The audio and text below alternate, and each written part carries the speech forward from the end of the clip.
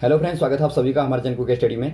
मैं कमल बेस्ट इस वीडियो के माध्यम से दोस्तों आपके यहाँ पर कराऊंगा ऊष्मगतिकी का दोस्तों महत्वपूर्ण टॉपिक। जी हाँ दोस्तों, यहाँ पर आप देखेंगे थर्मोडायनेमिक का दोस्तों एक महत्वपूर्ण टॉपिक, जहाँ पर दोस्तों आपको समतापी प्रक्रम के बारे में जानने को मिलेगा।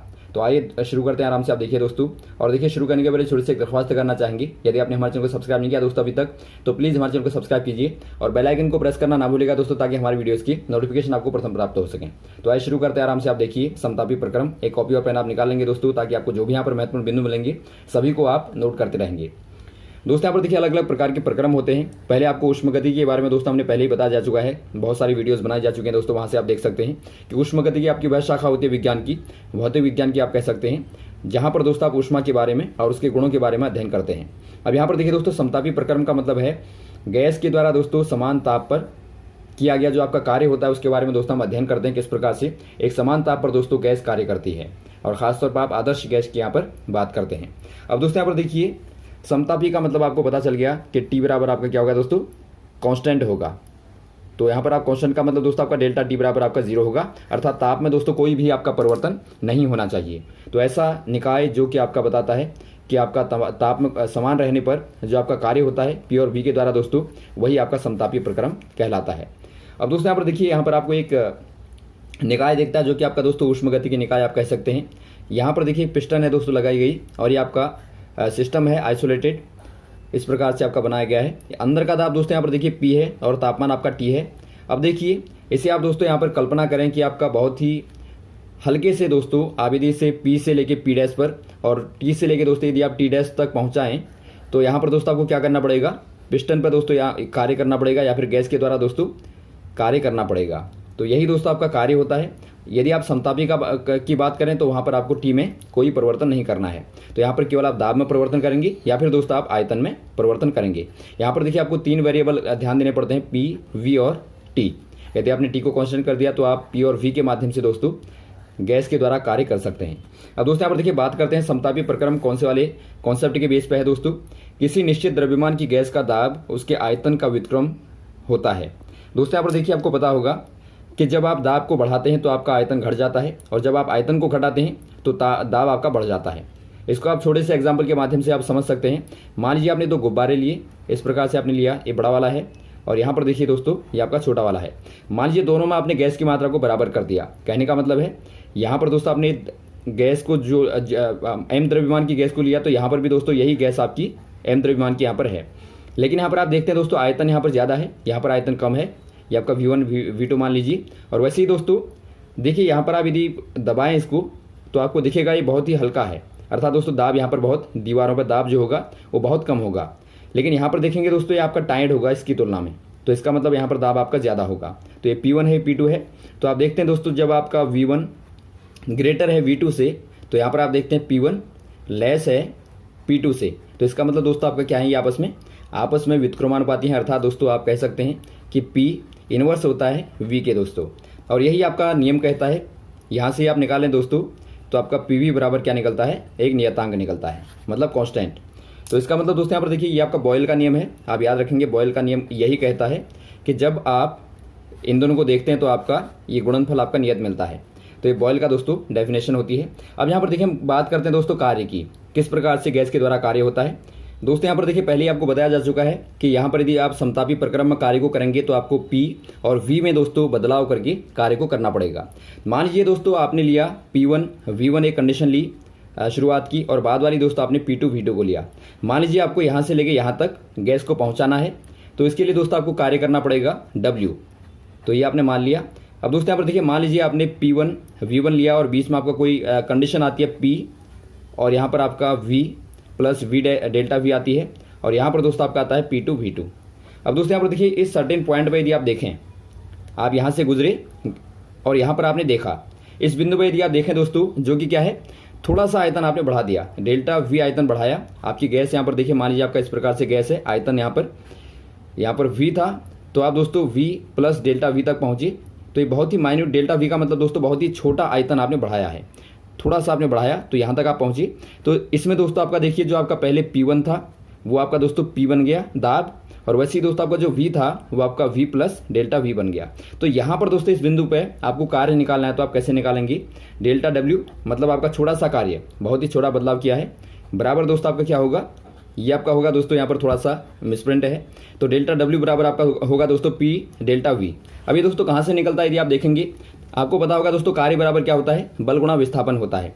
तो बल दोस्तों यदि आप गैस में बात करें तो बल क्या है, यहाँ पर दाब है, क्योंकि दाब ही दोस्तों यहाँ पर बल का कार्य करता है, दाब ही के द्वारा बल लगाया जाता है जो कि आपका बाहर को लग रहा है। और वैसे दोस्तों यदि आप विस्थापन की बात करें, डिस्प्लेसमेंट की बात करें, तो यहाँ पर आपका डेल्टा वी दोस्तों विस्थापन है। आपने देखा यहाँ से यहाँ तक गैस विस्थापित हुई तो आपका डेल्टा वी विस्थापन हुआ। तो ये दोस्तों आपका वहीं से आपका निकलता है कार्य बराबर बल गुणा विस्थापन से। तो ये आपको क्लियर हो गया यहाँ तक। अब बात करते हैं दोस्तों, यदि आपको पूरा कार्य निकालना है, आपको मान लीजिए यहाँ से लेके आप कहाँ तक गए दोस्तों, आप P1 से लेके P2 तक गए, यहाँ पर आपका P1 है, यहाँ तक आपका P2 है। तो P1 से लेके P2 तक गए और V1 से लेके दोस्तों V2 तक गए। तो यहाँ तक जाने में जो आपका पूरा कार्य होगा, यहाँ से लेके यहाँ तक का कार्य जो है, इसको आप कैसे निकालते हैं। आपने यहाँ पर तो निकाल दिया इस बिंदु पे, इस बिंदु पर आपका ये कार्य है। अब दोस्तों पूरे पे यदि आपको निकालना है तो आप क्या करते हैं, आपने मैथमेटिक्स में पढ़ा होगा दोस्तों, मान लीजिए आपको इस प्रकार की एक आकृति दी है, इसका आपको आयतन निकालना है, या फिर आप कहें पूरा यदि आपको कार्य निकालना है तो आप क्या करते हैं दोस्तों, एक स्ट्रिप लेते हैं, मान लीजिए आपकी पत्ते वाली एक आपने छड़ी ली, इसको दोस्तों आप यहाँ से लेके यहाँ तक घुमा देते हैं। यदि आप पूरा घुमा देंगे तो आपका पूरा का पूरा क्षेत्र आपको मिल जाएगा, जो कि दोस्तों आपका कार्य होता है दोस्तों। तो इसको आप कैसे निकालते हैं, यहाँ से लेके दोस्तों आपका मान लीजिए आपका एक बिंदु आपका P होता है, P से लेके Q तक का आपको निकालना होता है। तो आप दोस्तों समाकलन कर देते हैं इसका P से लेके Q तक का, और जो भी आपका एरिया यहाँ पर दोस्तों छोटी सी स्ट्रिप का एरिया होगा, मान लीजिए आपका लंबाई आपकी दोस्तों मान लीजिए y है और ये आपका dx है, तो आप y dx करके निकाल लेते हैं। तो यहाँ भी दोस्तों आपको बिल्कुल यही करना है। यहाँ पर आप क्या करेंगे, चूँकि आपको w को दोस्तों निकालना है, पूरा डेल्टा w को पूरा कार्य निकालना है, तो आपका डेल्टा w का दोस्तों आपका w हो जाएगा समाकलन करने पे। और ये दोस्तों आपका v1 से लेके v2 तक आप जाते हैं, तो v1 से लेके v2 तक समाकलन का मतलब दोस्तों आपका क्या है, एक प्रकार से योग है दोस्तों, जो कि आपको यहाँ पर बता दिया हमने। और ये आपका p डेल्टा v हो जाएगा, या फिर आप dv कह सकते हैं। ये दोस्तों आपके यहाँ पर आ गया। अब आराम से आपको समाकलन करना है, उसके बाद में आपका आंसर निकल जाएगा। यहाँ पर देखिए दोस्तों क्या हो जाएगा आपका, यहाँ पर आप कर सकते हैं दोस्तों v1 v2, p की जगह पर दोस्तों आप लिख सकते हैं p v upon v dv। इससे दोस्तों यहाँ पर देखिए कोई फर्क आपका पड़ेगा नहीं, क्योंकि आपने v से गुणा भी कर दिया और v से भाग भी दे दिया। ऐसा आपने क्यों किया दोस्तों, क्योंकि आपको पता होगा आदर्श गैस के लिए यहाँ पर दोस्तों आप देखिए जो आपने गैस अंदर ली है दोस्तों, वो आपकी कैसी है, आइडल है, आदर्श है। क्योंकि आप आदर्श गैस की ही बात करेंगे, क्योंकि जब आप मैथमेटिकली देखते हैं दोस्तों, क्योंकि गैस को आदर्श होना चाहिए, यदि आपकी आदर्श गैस नहीं होगी तो वो दोस्तों ये सारी कंडीशनें फॉलो नहीं करेगी। तो आपको ध्यान देना है हमेशा ही दोस्तों, आप आदर्श गैस पे देखते हैं तो PV बराबर दोस्तों म्यू RT होता है, आपको पता होगा आदर्श गैस के लिए, आइडल गैस के लिए। तो यहाँ से दोस्तों आप PV की जगह पे म्यू RT रख सकते हैं दोस्तों। और म्यू RT क्या होता है दोस्तों, एक प्रकार से कांस्टेंट होता है। क्यों, क्योंकि दोस्तों यहाँ पर देखिए म्यू आपका नंबर है, जो कि आपने कांस्टेंट लिए हैं गैसों के अणुओं की संख्या, मोलों की संख्या, और R दोस्तों यहाँ पर पहले से नियतांक है, और T भी दोस्तों समतापी प्रक्रम के लिए T भी क्या होता है, कांस्टेंट होता है। तो पूरी क्वांटिटी दोस्तों यहाँ पर आपकी ये कांस्टेंट हो जाएगी। तो आप कांस्टेंट को दोस्तों बाहर निकाल लेते हैं, म्यू RT आपने रख दिया दोस्तों PV की जगह पे। तो बचा क्या अंदर दोस्तों, आपका बचा दोस्तों 1/v और dv। अब दोस्तों यहाँ पर देखिए आपको समाकलन पता होना चाहिए, आपने 12th में पढ़ा होगा दोस्तों समाकलन को, इंटीग्रेशन को पढ़ा होगा। वहाँ पर दोस्तों आपका 1/v का जो समाकलन होता है वो आपका दोस्तों log v होता है। तो यहाँ पर आप कर देंगे दोस्तों, समाकलन करेंगे आपका म्यू RT, और ये आपका दोस्तों log v आ जाएगा दोस्तों। और यहाँ पर देखिए आपकी लोअर लिमिट नीचे लगाएंगे और हायर लिमिट ऊपर लगाएंगे। अब इसमें क्या करते हैं दोस्तों, आप लिमिट को जब आप रखते हैं तो उसमें दोस्तों आपको ध्यान देना पड़ता है, म्यू RT आप वैसे ही करेंगे, ये आपका नियतांक है। पहले आप दोस्तों अपर लिमिट को रखते हैं log v2, उसके बाद में दोस्तों आप लोअर लिमिट को रखते हैं, माइनस करेंगे, फिर आपका लोअर लिमिट log v1। ये दोस्तों आपको आना चाहिए, तभी आप निकाल पाएंगे समाकलन को। तो यहाँ से दोस्तों आपको यहाँ पर देखिए क्या मिलता है, log a minus log b बराबर दोस्तों आपका होता है log a बट्टा b, ये आपका फॉर्मूला होता है। तो आपका mu RT log v2 upon v1, ये दोस्तों आपका यहाँ पर फॉर्मूला होता है, आपको पता होना चाहिए। तो ये दोस्तों आपके यहाँ पर आंसर आ गया। इतना दोस्तों गैस के द्वारा किया गया जो कार्य है वो दोस्तों W बराबर ये आपका होगा। तो ये दोस्तों आप हमेशा याद रखेंगे, बार बार ये क्वेश्चन पूछा जाता है। अब इसके आधार पर दोस्तों यहाँ पर देखिए क्या कंक्लूजन निकला, उसको आप यहाँ पर देखिए क्या क्या कंक्लूजन आप यहाँ पर निकाले इसके आधार पर। अब दोस्तों यहाँ पर देखिए आपके कंक्लूजन क्या निकले, मुख्यतः दोस्तों आपका निष्कर्ष ही होता है। जब भी आप पढ़ते हैं दोस्तों, आप वहाँ पर हमेशा ही आप देखिए कि आपने क्या सीखा, क्या आपने वहाँ पर समझा।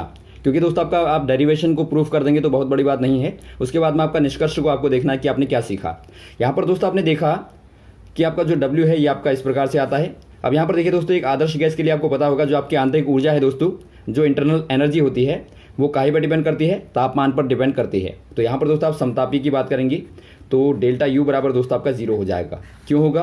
क्योंकि आपने टी बराबर दोस्तों कांस्टेंट रखा है, अर्थात डेल्टा टी बराबर आपका 0 है, अर्थात आपने तापमान में कोई भी बदलाव नहीं किया है। तो आपकी आंतरिक ऊर्जा दोस्तों हमेशा ही क्या रहेगी, समतापी में समान रहेगी, आप याद रखेंगे। और आपको पता होगा दोस्तों ऊष्मागतिकी का प्रथम नियम आपको बताया था हमने, जो आपकी क्यू होती है, जो आपने ऊष्मा दी है दोस्तों, वो आपकी डेल्टा यू प्लस डब्ल्यू होती है, अर्थात गैस के द्वारा दोस्तों किया गया कार्य और उसकी आंतरिक ऊर्जा में वृद्धि में दोस्तों ये ऊष्मा आपकी खर्च होती है। अब यहाँ पर देखिए, यदि आपने यू को कांस्टेंट किया है तो आपका क्यू जो है काहे में खर्च होगी, केवल आपका डब्ल्यू में होगी। तो आपका डेल्टा यू बराबर आप 0 रखेंगे तो आपको मिलेगा डब्ल्यू, अर्थात दोस्तों क्यू बराबर डब्ल्यू। तो यहाँ से दोस्तों आपको मिलता है समतापी के लिए दोस्तों आपका क्यू बराबर डब्ल्यू। बहुत बार क्वेश्चन आता है दोस्तों, आपको कल भी बताया था हमने क्वेश्चन कि बताइए कौन से वाले प्रक्रम में गैस के द्वारा किया गया कार्य सर्वाधिक होता है। तो यहाँ पर आप देखते हैं दोस्तों, सर्वाधिक कार्य आपका समतापी में ही होगा, क्योंकि आपका पूरा का पूरा ऊष्मा दोस्तों कार्य में बदलती है। तो यहाँ पर आपका समतापी में दोस्तों गैस के द्वारा कार्य अधिकतम होगा। और वैसे ही दोस्तों आपको दूसरी बात क्या पता लगती है, यहाँ से देखिए, यदि आप देखें दोस्तों, आपने यहाँ पर ऊपर देखा था, यदि आपका दोस्तों ऊपर वाली डेरिवेशन में देखें V2 ग्रेटर होगा V1 से, अर्थात दोस्तों जो आपका बाद वाला आयतन है, आपने गैस को एक्सपेंड किया, यदि आपने बाहर को एक्सपेंड किया दोस्तों, तो ये आपका यहाँ पर क्या होगा दोस्तों, एक प्रकार से आपने गैस को फैलाया। फैलाने का अर्थ है दोस्तों आपने इसको क्या किया, प्रसार किया इसका। तो यदि आप प्रसार की बात करते हैं दोस्तों, V2 आपका बड़ा है V1 से, ये आपका V1 मान लीजिए छोटा वाला, और ये आपका V2 है। तो इस कंडीशन में दोस्तों आपका W क्या होगा, हमेशा W दोस्तों आपका ग्रेटर देन 0 होगा। तो इसका मतलब W क्या है दोस्तों, आपका धनात्मक है। धनात्मक का मतलब दोस्तों कि गैस ने कार्य किया, गैस ने कार्य किया मतलब गैस ने बाहर को कार्य किया, तो ये प्रसार होगा। और वैसे ही दोस्तों यदि आप बात करें V2 लेस होगा V1 से, तो यहाँ पर क्या है, यहाँ पर कंडीशन है कि जो आपका पहला वाला आयतन था वो बड़ा था, बाद वाला आयतन आपका छोटा हो गया। कहने का मतलब है दोस्तों आपने पिस्टन को अंदर को धक्का दिया होगा, अंदर को दबाया होगा, अर्थात दोस्तों आपने संपीडन किया होगा। संपीडन मतलब आपने कंप्रेस किया होगा। तो कंप्रेस करने के बाद में जो आपका कार्य होगा दोस्तों, वो आपका एक प्रकार से नेगेटिव हो जाएगा, लेस देन 0 हो जाएगा। क्यों? क्योंकि दोस्तों यहाँ पर देखिए, आप बाहर से कार्य कर रहे हैं, अंदर से गैस कार्य नहीं कर रही है, बल्कि आपको बाहर से कार्य करना पड़ रहा है। तो इसीलिए दोस्तों जो आपका बाहर से कार्य होगा, प्रवेश के द्वारा किया गया कार्य होगा, वो दोस्तों हमेशा ही आपका नेगेटिव होता है।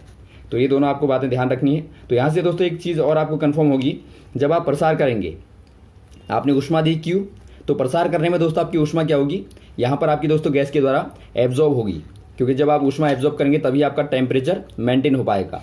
तो इस प्रकार से आप कह सकते हैं दोस्तों, जब आप यहाँ पर पहले वाले कंडीशन में देखते हैं प्रसार वाली, वहाँ पर हमेशा ही दोस्तों ऊष्मा का क्या होगा, अवशोषण होगा। अवशोषण मतलब आपका दोस्तों एब्जॉर्प्शन होगा। और जब आप बात करेंगे दोस्तों कंप्रेस करने की, अब यहाँ पर देखिए, जब आप कंप्रेस करेंगे तो आपको पता है जो आपके अणु होंगे दोस्तों पास पास आएंगे, तो अंदर का जो तापमान है वो दोस्तों आपका ज़्यादा हो सकता है। तो उसके लिए क्या होगा, ऊष्मा को रिलीज करना पड़ेगा, अर्थात दोस्तों छोड़ना पड़ेगा, तभी यहाँ पर टी का आपका मेंटेनेंस हो पाएगा। टी आपका हमेशा तभी दोस्तों आपका नियत रह पाएगा।